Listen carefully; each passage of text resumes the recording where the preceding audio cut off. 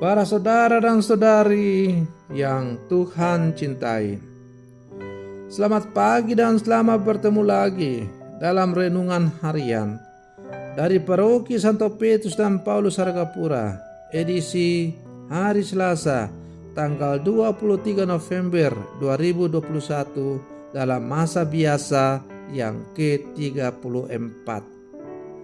Mengawali hari yang baru ini, kita hendak mendengar dan merenungkan sabda Tuhan. Marilah sebelum kita mendengar dan merenungkan sabda Tuhan, kita berdoa.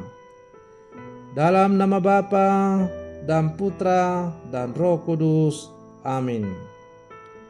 Allah Bapa kami yang Maha Kuasa dan kekal, Engkau menghendaki mendirikan kerajaan yang akan lestari selamanya melalui Yesus Mesias hamba-Mu.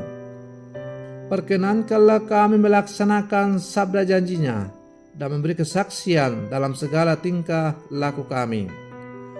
Bersabdalah ya Tuhan, kami siap untuk mendengarkan. Terpujilah Engkau Bapa, Putra dan Roh Kudus, kini dan sepanjang segala masa. Amin. Para saudara dan saudari yang Tuhan cintai, sabda Tuhan yang hendak kita dengar dan kita renungkan untuk mengawali hari yang baru ini diambil dari Injil Lukas pasal 21 ayat 5 sampai 11. Tuhan bersamamu. Inilah Injil Tuhan kita Yesus Kristus menurut Santo Lukas. Ketika itu, beberapa orang berbicara tentang bait Allah dan mengagumi bangunan itu yang dihiasi dengan batu yang indah-indah dan berbagai-bagai barang persembahan. Tetapi Yesus berkata kepada mereka, "Apa yang kamu lihat di situ akan datang harinya di mana tidak ada satu batu pun akan dibiarkan terletak di atas batu yang lain. Semuanya akan diruntuhkan."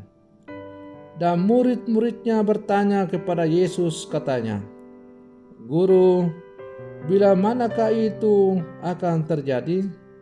Dan apakah tandanya kalau itu akan terjadi?"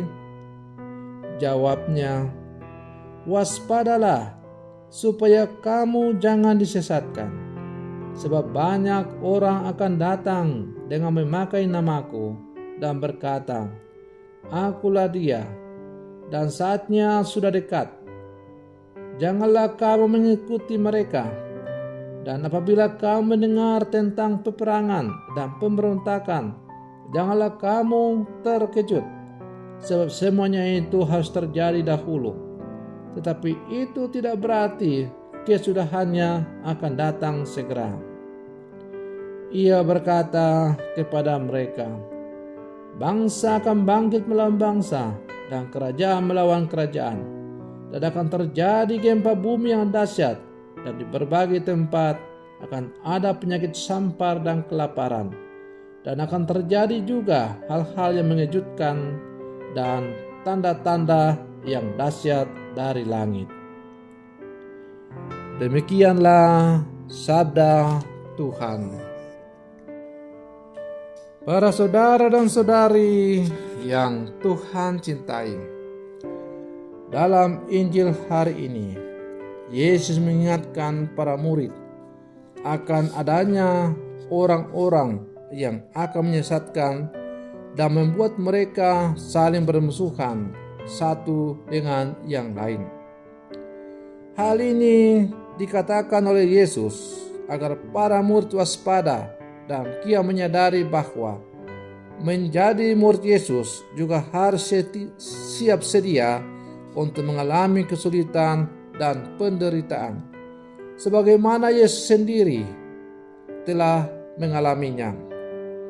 Oleh karena itu, para murid harus mempunyai ketahanan diri dan keberanian menghadapi situasi tersebut.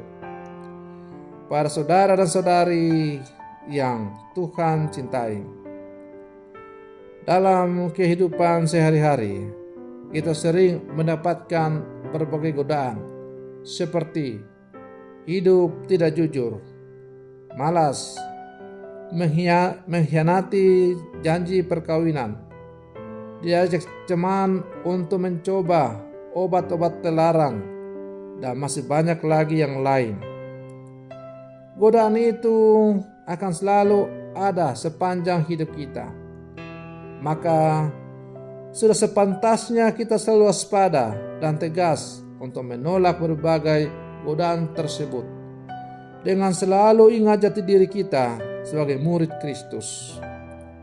Sebagai murid Kristus, kita mempunyai tanggung jawab untuk selalu hidup dalam kesucian dan kebaikan, memiliki masa depan yang harus diperjuangkan, dan memiliki keluarga yang harus dijaga. Para saudara dan saudari yang Tuhan cintai, memang penyesatan orang-orang percaya akan selalu kita jumpai dalam kehidupan kita.